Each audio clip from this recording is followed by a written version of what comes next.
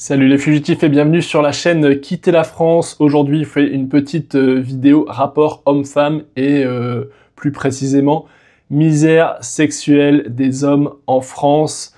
Cette vidéo fait écho à un commentaire que j'ai eu sur ma vidéo d'il y a 2 jours, 5 signes qu'il est temps de fuir la France de Matt Alex, qui disait en substance t'abordes 5 signes dans ta vidéo mais tu parles aucunement de l'aspect féminin, de l'aspect des femmes en France et de l'enfer que c'est aujourd'hui au niveau des relations hommes-femmes. Avant toute chose, je vous invite à vous abonner à la chaîne si ce n'est pas déjà fait et à activer les notifications. Je vous invite à rester jusqu'à la fin de la vidéo, je vais vous donner 2 solutions efficaces en remède à cette misère. La première radicale, la seconde radicale aussi, et plus expérimentale, elle risque de vous surprendre. On va partir du constat très simple que depuis plusieurs années maintenant, les rapports hommes-femmes sont de plus en plus compliqués. On est de plus en plus matrixé par le système, que ce soit les hommes comme les femmes, et dans ce cadre-là, eh ben, on est chacun replié sur nous-mêmes. Le constat assez simple, c'est par exemple un entraînement à la salle de sport, où il est de plus en plus difficile, ne serait-ce que de croiser un regard, d'échanger un bonjour ou même encore un sourire déjà avec des hommes, mais avec des femmes c'est complètement mission impossible. Il y a un tel fossé aujourd'hui où en souriant, en disant bonjour, on n'est même pas certain d'avoir la même chose en retour.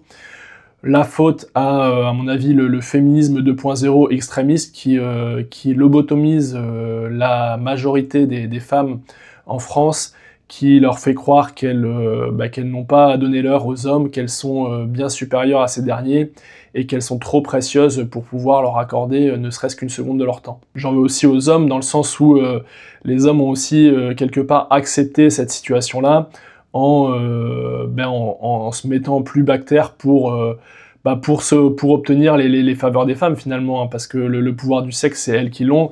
Il n'y a qu'à voir quand vous sortez en soirée, hein, on va prendre l'échantillon de 100 personnes, vous prenez 100 nanas sur une sortie un samedi soir, si sur ces 100 nanas, toutes veulent rentrer avec un homme dans leur lit le soir, vous pouvez être certain, quel que soit le physique de la nana, que 70% des femmes parviendra à ses fins.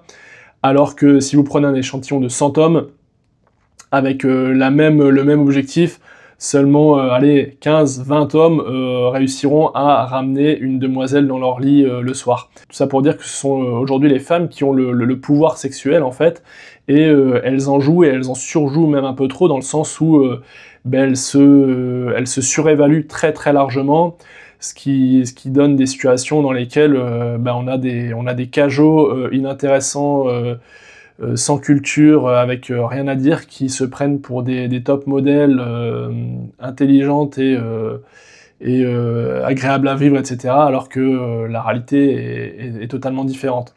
Donc ça crée vraiment une asymétrie qui rend les relations hommes-femmes très très compliquées en France. Et c'est ce qui peut notamment donner envie aux hommes de quitter ce système, de quitter ce plateau de jeu de relations hommes-femmes qui est totalement décadent, pour aller voir si l'herbe ailleurs est plus verte. Je constate d'ailleurs aussi que de plus en plus, hein, sur les profils de rencontres, Tinder par exemple, on a des nanas qui affichent fièrement leur chat ou leur chien dans les photos de profil. Donc force est de constater que les animaux de compagnie viennent peu à peu remplacer les hommes. On a notamment la référence à ça, c'est la vieille femme au chat dans les Simpsons, pour ceux qui connaissent, je mettrai un petit screen ici. Donc on peut imaginer que les femmes n'ont plus besoin des hommes aujourd'hui en France, et qu'elles se satisferont d'animaux de compagnie tels que les chiens et les chats. C'est une perspective qui est pour moi finalement assez triste. C'est d'ailleurs cette constatation qui m'a donné une idée pour remédier à la misère sexuelle des hommes en France. Ce qui est assez paradoxal aussi dans cette histoire de féminisme 2.0 extrémiste, c'est que on a des femmes qui mettent complètement de côté leur féminité, mais surtout qui vont tenter le plus possible de ressembler à ce qu'elles haïssent le plus, à savoir l'homme, en essayant d'obtenir les mêmes postes en entreprise, une musculature semblable à celle de l'homme, des responsabilités semblables aux hommes, en annihilant complètement leur côté féminin. On peut voir notamment Elisabeth Borne qui en est pour moi l'archétype. Ça donne des résultats assez flippants. Devenir un homme est actuellement une possibilité avec le changement de sexe qui est considéré par beaucoup comme un progrès. Je suis assez mitigé là-dessus dans le sens où je pense que oui, pour certaines personnes qui naissent avec dans la tête une sexualité donnée et que physiquement elles naissent avec une sexualité différente, ça peut dans certains cas être quelque chose de bien pour ces mêmes personnes, mais je constate quand même qu'aujourd'hui c'est plus une affaire de mode et de d'ados un peu paumés qui sait pas trop se situer et qui se dit tiens, pour exister, est-ce que je changerais pas de sexe parce que je suis un peu paumé dans ma vie. Enfin, j'ai un avis assez mitigé là-dessus. Je m'interroge sur le fait que ce soit un progrès ou non. Par opposition, on voit des gens qui ont des maladies, on va dire, un peu plus classiques et peut-être même plus graves, et pour autant qui reçoivent des soins qui ne sont pas remboursés par la sécurité sociale. Donc je pense que il y a cet effet de mode qui est vraiment néfaste dans ces changements de sexe, et qu'il y aurait quand même du ménage à faire là-dedans. En conséquence de tout ça, les hommes victimes de misère sexuelle, alors encore une fois, c'est un terme, une expression qui est pas mal décriée.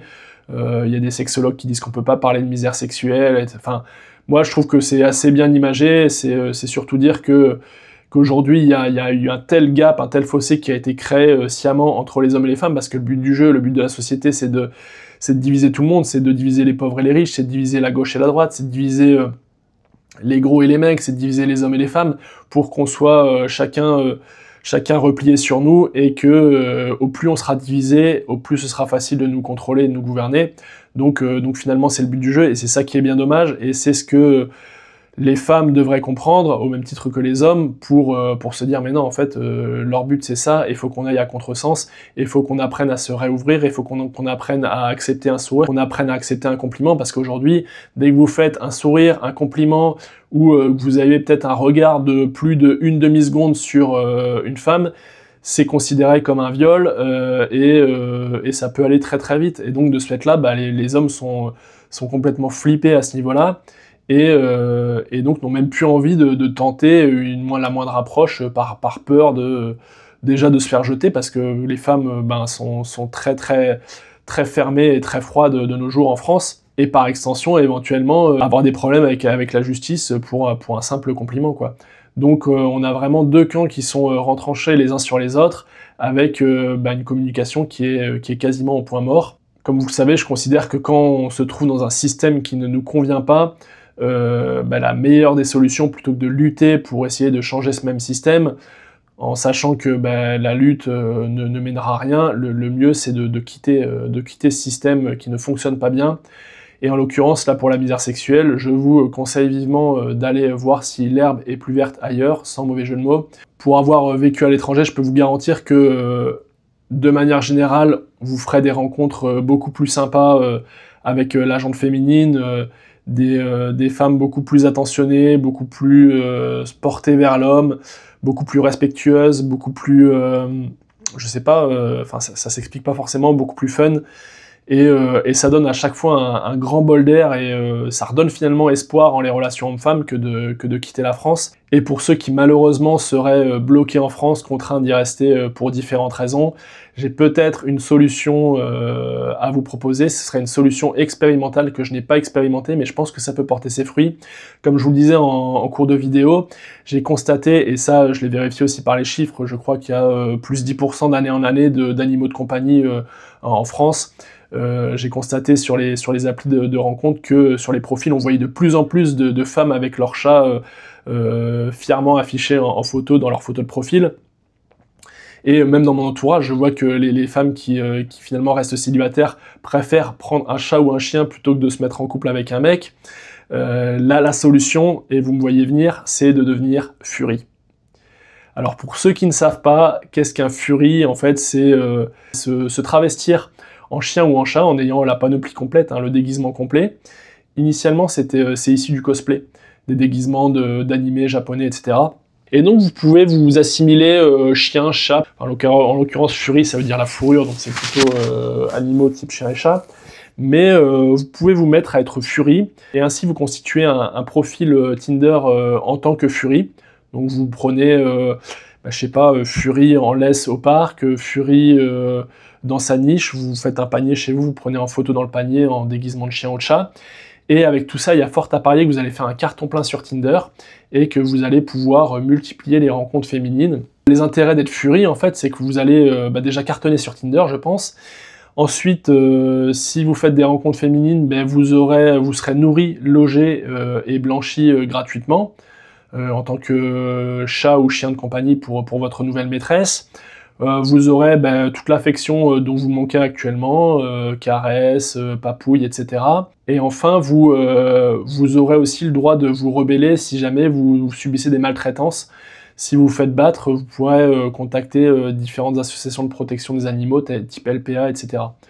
Donc c'est pour moi un package qui est vraiment intéressant. Vous aurez tous les avantages sans les inconvénients, parce qu'en plus vous n'aurez pas besoin de répondre à ce qu'elle vous dit. Si ça vous fait chier, vous n'aurez juste qu'à quitter la pièce sans vous expliquer. Je pense donc que c'est une voie exploitée pour tenter de solutionner la misère sexuelle des hommes en France. Je vous invite à mettre en commentaire votre avis sur le sujet. C'est tout pour moi pour aujourd'hui. Je vous invite à vous abonner à la chaîne si ce n'est pas déjà fait avec le petit bouton qui est juste en bas, juste ici, ça prend une demi-seconde. En attendant, je vous souhaite une très bonne soirée. Je vous dis à bientôt de l'autre côté de la frontière.